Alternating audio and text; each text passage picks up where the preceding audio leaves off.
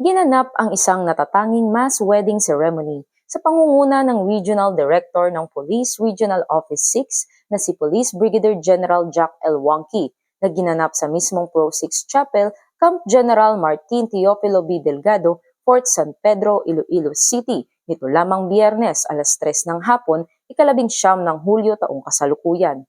Ang seremonyang ito ay dinaluhan ng 19 na pares na pinagsaluhan ang kanilang pagmamahalan sa harap ng Diyos at ng kanilang mga mahal sa buhay. Isa sa muling ikinasal ay sina Mr. and Mrs. Wonky na sumali rin sa naturang mass wedding kasama ang mga personnel ng Pro 6. Ang kasalang ito sa ilalim ng basbas ng Diyos ay siyang naging makulay at masigla para sa mga dumalo na isang natatanging alaala para sa lahat.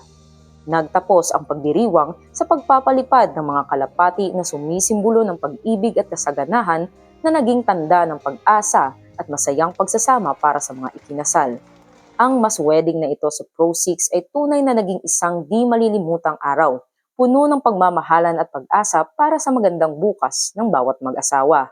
Ang PNP ay patuloy na nagiging instrumento sa pagbuo ng mga komunidad na may matatag na pundasyon ng pag-ibig at kasaganahan tungo sa mapayapang bagong Pilipinas. Mula rito, sa Police Regional Office 6, ako ang inyong PNN Correspondent, Patrolwoman Justin May Halyores, alagad ng batas, tagataguyod ng Balitang Pulis.